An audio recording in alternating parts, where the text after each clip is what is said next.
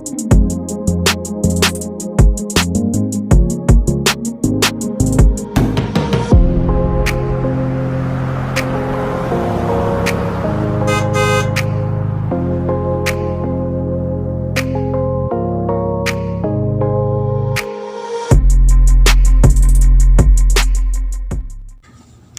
balik lagi di Mobil Pijar. Di episode kali ini ada seorang wanita yang ditipu sama mantan suaminya. Wow, mau tahu kelengkapan ceritanya? Langsung aja yuk, kita ke narasumbernya.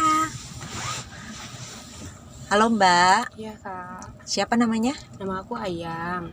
Ayang. Emang nama asli atau nama panggilan? Nama asli sih bukan Ayang, tapi memang aku banyak dikenal orang Ayang sih. Oh. Nama Ayang gitu. Sehat Mbak? Alhamdulillah sehat. Nih, tadi sempet dengar dari tim gitu ya ceritanya. Iya. Wow banget gitu. Itu awalnya gimana Mbak? Jadi ceritanya tuh gini Kak, aku panggil kakak aja ya. Iya. Jadi gini, waktu itu mantan suami aku tuh, kita udah pisah udah lama ya, dari 2014 lah kita udah bercerai.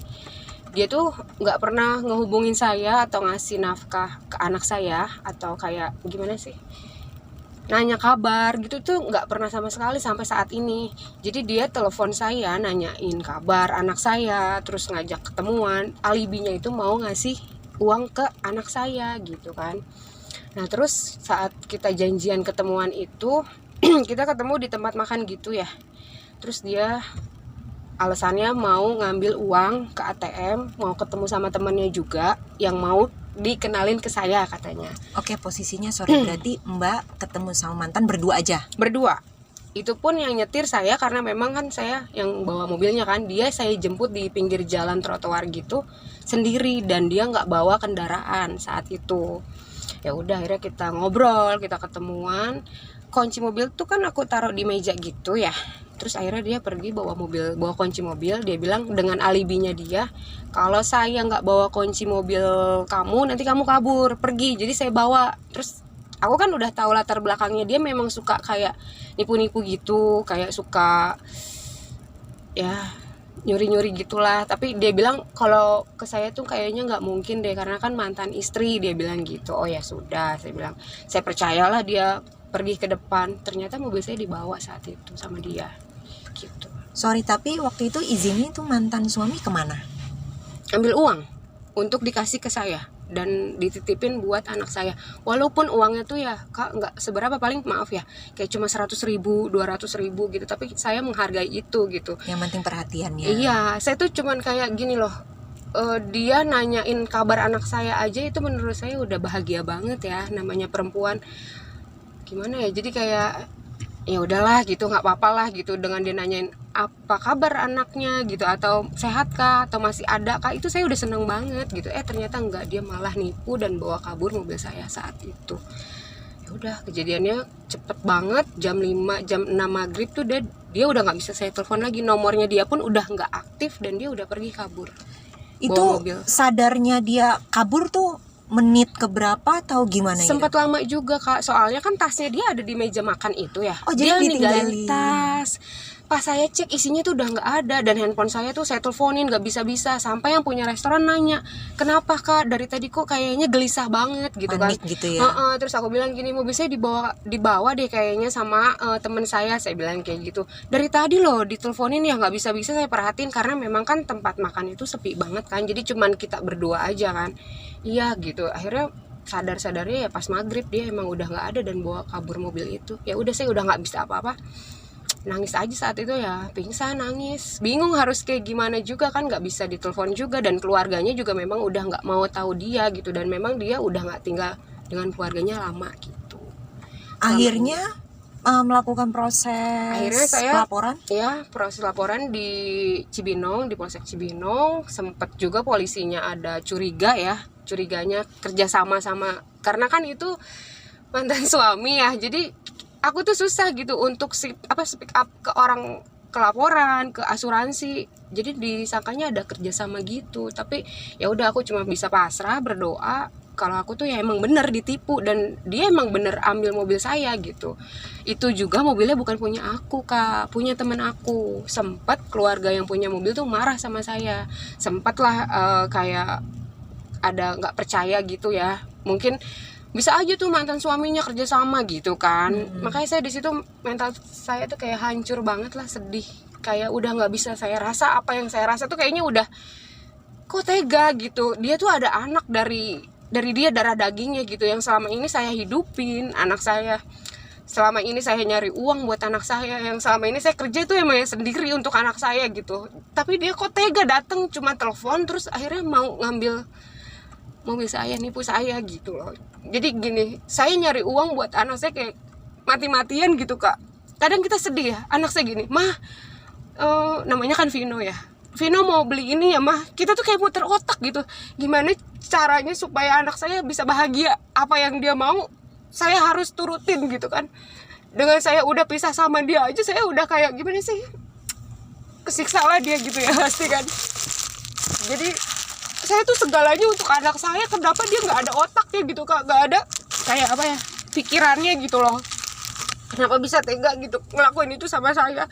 Kalau orang lain sih ya masih mending orang lain lah ya yang ngambil mobil saya. Tapi kan ini mantan suami saya gitu, yang ada anak di situ, yang harusnya dia apa ya, bantuin lah gitu, ngurusin anak saya, ngasih makan ya apa. Ini anak saya dari bayi Kak, dari bayi umur 3 bulan sampai sekarang 7 tahun saya membayi anak saya sendiri. Oh jadi sorry, pisahnya memang pada saat masih baby ya? Iya, 2014-2015 saya setelah melahirkan saya langsung cerai sama dia, mengurus perceraian. Karena memang dia udah recordingnya ya kayak gitu, nipu-nipu gitu. Udah banyak kasusnya, beberapa kasusnya itu nggak dengan saya aja dan banyak banget gitu. Mohon maaf, ini tadi bilang bahwa sudah pelaporan, terus polisi juga menyangkanya bahwa ada kerjasama antara mantan suami dan Mbak gitu betul. ya. Bagaimana cara Mbak membuktikan bahwa saya nggak ada loh keterikatan dengan kejadian ini gitu?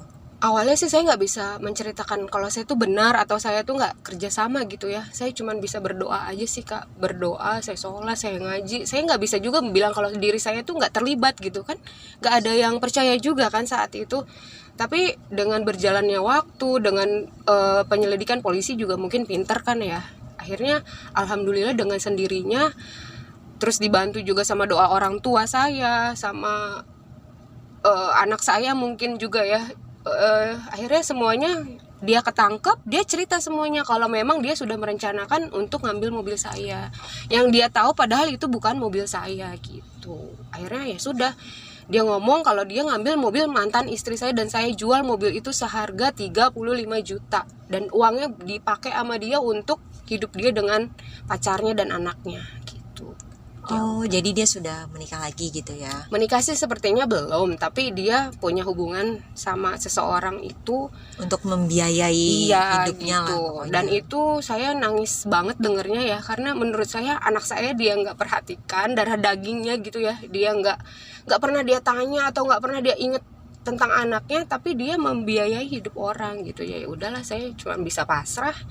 Saya berpikirnya ya udahlah, saya semangat karena anak saya gitu. Tadinya saya hampir mau bunuh diri Kak, saya hampir gila ya, karena itu bukan mobil saya dan saya harus menggantikan itu semuanya gitu. Oh oke. Boleh tahu nominalnya berapa? Ya pokoknya saya harus menggantikan mobil itu masih mobil terbaru ya. Terus ya udah saya akhirnya kena ganti. Kayaknya kalau diomongin berapa nominalnya juga nggak inilah ya. Yang penting doain aja semoga ada rezekinya, sehat. Semuanya buat anak saya sih Kak, demi anak saya gitu. Tapi dari awal kalau boleh tahu, memang mantan suami itu kerjanya kayak gitu? Sebelumnya dia dari, nggak apa-apa nih ya, semuanya sih nggak seperti ini ya, nggak semua pekerjaan tuh kayak gini gitu. Maksudnya aku nggak juga mau menjelekan atau gimana gitu ya. Sebelumnya dia kerja polisi di kepolisian, tapi udah dipecat sih dia karena ulahnya dia, dan recordingnya dia memang seperti itu. Jadi intinya ke personality-nya memang. Iya betul, bukannya untuk bukannya kerjaannya ya yang nggak bener. memang orangnya sih gitu.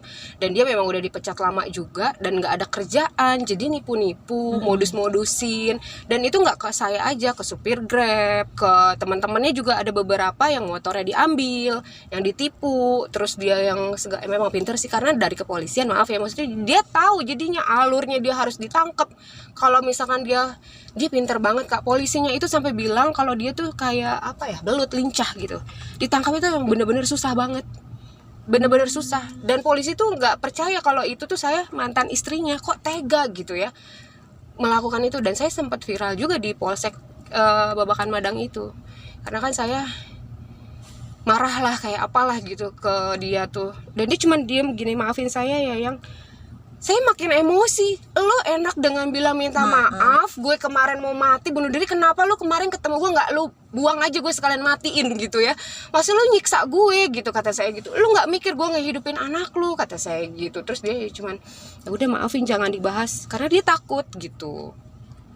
Tapi tadi sorry Mbak bilang nipu supir Grab, Iya, itu Mbak tahu atau? jadi keluarganya dia bilang ke saya, berdoa semoga dia ketangkep gitu. Keluarga masih berhubungan baik dengan saya, kakak-kakaknya pun masih berhubungan baik. Nah saat itu kakaknya bilang ada yang beberapa polisi datang ke rumah laporan atas lapor Grab. Jadi itu ada 7 mobil Grab. Jadi dia sistemnya gini Kak, dia nyewa mobil Grab pertama pakai aplikasi, dikasih uang tips 200 misalkan 300 ke Grabnya, kan Grab seneng dong gitu kan. Terus dengan pintarnya dia ngomong gini, nanti saya kasih tips deh, nggak usah pakai order ya aplikasi, jadi kita aja gitu, pribadi gitu. Oh iya Pak, baik. Akhirnya dia naik Grab itu, dia tuh ngelakuin kejahatannya itu kayak di rest area gitu. Jadi dia sama pasangannya itu sama anaknya di mobil. Itu supir Grab diajak ngopi lah sama dia, diajak ngobrol. Supir Grabnya itu meleng, entah aku pun nggak ngerti lah, dia pergi dengan bawa mobil itu. Jadi mobilnya nggak dimatiin dengan alasan ada istri sama anak. Iya, Padahal itu itu benar istri dan anak dia atau sewaan? Pacarnya sih. Iya, maksudnya intinya kenal lah gitu. Iya, dia berarti melakukan kerjasama.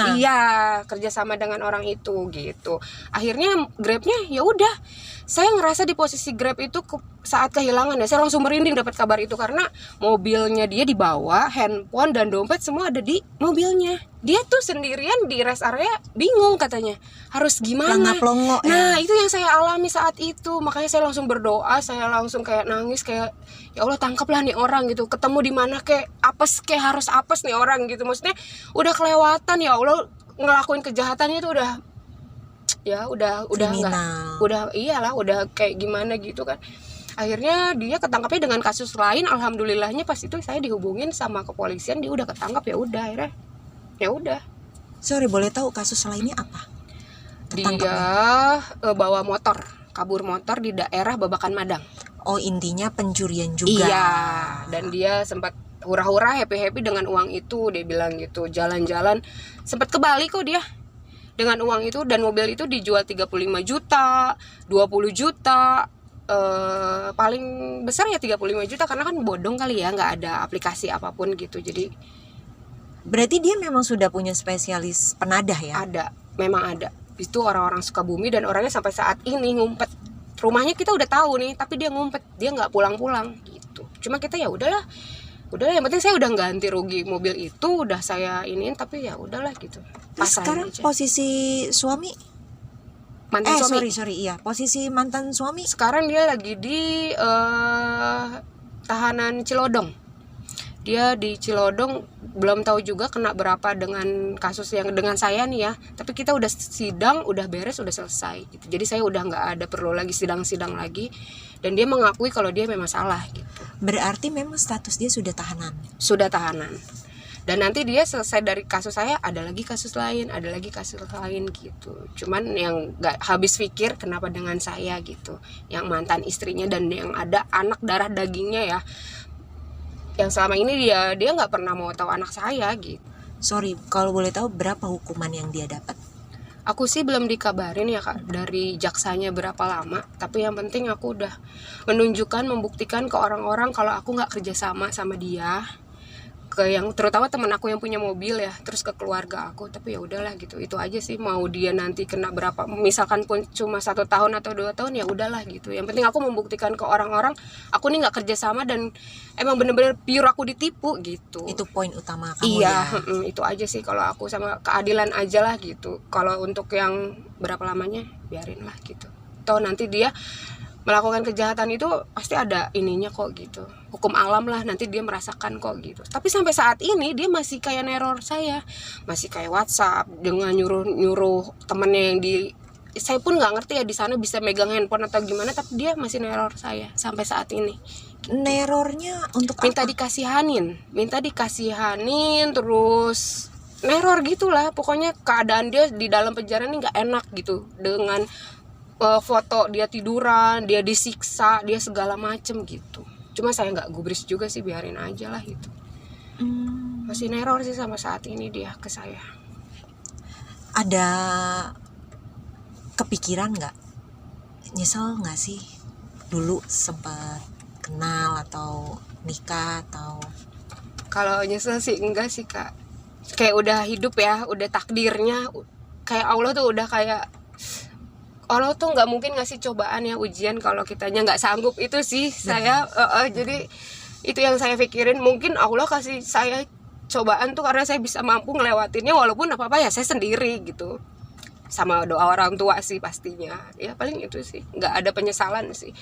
Jadi yang saya pikirin sekarang cuma bisa nggak ya saya membahagiakan anak saya, menyekolahkan, menghidupkan anak saya, udah itu aja. Untuk yang lain-lain sih nggak ada. Kalau ngomong anak sedih kak. Nah, umur berapa Sedih anaknya banget. Anak saya umur 7 tahun. Umur 7 tahun, satu ya. Iya, dan anaknya tuh pinter banget kak. Maksudnya ngerti posisi saya. Oh tapi sorry, sebagai ibu berarti memang tahu gitu ya ayahnya seperti itu gitu, cerita. Aku sih nggak pernah bilang kalau bapaknya nggak baik, bapaknya nggak pernah ngasih uang, nggak pernah. Dan dia selalu disayang banget sih ya sama orang tua saya, sama kakeknya, sama uwa-uwanya. Jadi anak saya tuh kayak kurang kasih sayang bapak mungkin ya. Jadi kalau misalkan sama orang laki gitu, sosok laki, dia tuh manja banget, cari perhatian banget gitu. Jadi alhamdulillahnya keluarga saya selalu ada buat dia gitu, sangat sayang banget sama dia gitu. Jadi saya nggak kepikiran banget kan, selama ini saya ninggalin dia terus kak. Saya kan kerja. Iya, saya nggak pernah ngurusin dia, yang ngurusin dia mama saya, bapak saya, mama saya, dan keluarga saya. Saya selalu ninggalin dia kerja, saya nggak ada buat dia. Tapi kalau apapun yang dia mau, saya pasti selalu sanggupin apapun itu gitu. Tapi kalau kasih saya nggak 1 kali 24 jam. Dan saya nggak pernah tidur sama anak saya. Jadi anak saya sama neneknya saya ngekos gitu. Seandainya anak Mbak Vino nonton, apa yang pengen Mbak sampein? Kalau sedih banget gak apa-apa ya. Iya.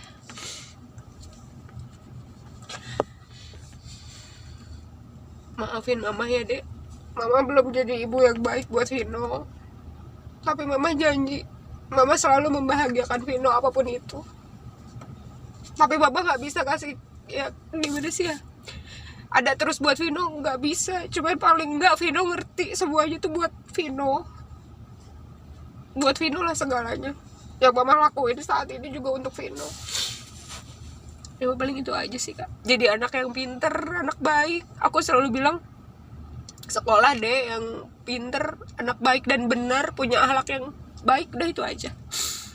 Karena aku nggak mau dia sampai amit-amit ya punya akhlak nggak baik gitu kayak bapaknya gitu. Saya pun orang tua nggak baik sih, tapi maksudnya paling nggak dia jadi anak yang benar lah gitu. Ada pesan nggak buat pendengar podcast? Pesannya sih jangan mudah percaya sama orang ya, walaupun nggak semua orang ya kak, tapi kita harus lebih hati-hati aja. Terus gampang nggak enakan gitu loh, karena saya kayak orangnya tuh nggak enakan kak sama orang gitu. Jadi itu malah kayak dimanfaatin gitu. Jadi kalau sekarang sih lebih ya udahlah sendiri aja gitu, kemana-mana sekarang pun apa gimana ya udahlah sendiri aja gitu. Jangan jadi itu, jadi saya gampang dibodoh-bodohin orang karena memang nggak enakan dan percaya aja sama orang gitu.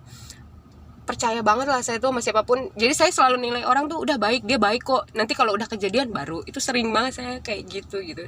Jadi jangan mudah percayalah sama orang siapapun itu. Buktinya mantan suami saya sendiri aja ngelakuin itu ke saya gitu kan. Jadi Oke, pelajaran tadi banget. mantan suami, pengen ngomong apa ke mantan suami?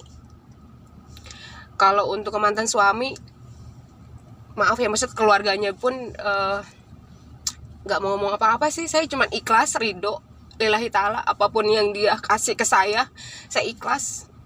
Biarin urusan dia sama Tuhan. Saya nggak mau mendoakan yang jelek-jelek. Saya cuma butuh keadilan. Saya cuma kayak nunjukin gitu loh kalau saya tuh nggak kerja sama, itu aja sih. Kalau tingkah lakunya dia, nanti pun dia akan merasakan perbuatannya dia kok gitu. Apa yang dia tabur pasti. Iya betul. Gitu Jadi ya. gitu aja lah. Kedepannya ada rencana apa, Mbak? Kalau kedepannya sih pengennya sih berumah tangga lagi sih. Oh ya, amin. Pengen membahagiakan anak lah, pengen punya keluarga lah. Tapi walaupun saya kayak trauma gitu Kak. Ya walaupun nggak semua. Iya tapi trauma, bener trauma banget. Jadi orang nggak akan pernah ngerasain apa yang saya rasain kalau nggak ngerasain gitu ya, masih merasakan gitu. Ya pengennya sih jadi yang lebih baik aja, jadi ibu yang baik buat anak saya. Udah gitu aja sih, ngurusin anak saya udah gitu Iya. aja. Amin, semoga. Doain ya. Ya, amin. Semoga Doain. semuanya baik ke depannya ya. Amin. Kuat pasti kuat ya. Amin. Karena ya itu ya, setiap cobaan pasti ada solusinya, dan setiap cobaan pasti sesuai dengan kapasitas dan kemampuannya masing-masing. Jadi bagi kalian yang pengen banget cerita, curhat, ngobrol, boleh banget langsung DM via Instagram ataupun via TikTok, ataupun komen di bawah ini, boleh banget. See you on next video. Bye bye. Thank you Mbak. Makasih loh. Aku sedih banget. Pastilah. Enggak, kalau ngomong anak emang gitu. Iya. Kak ya. Aku kadang kalau lagi kerja apa gitu sedih banget. Iya. Tapi ya semangat juga. Iya, semangat. Karena kan kalau bukan kita sebagai orang tua, siapa lagi? Iya betul. Lagian anaknya udah besar ya, 7 tahun ya. Iya sih.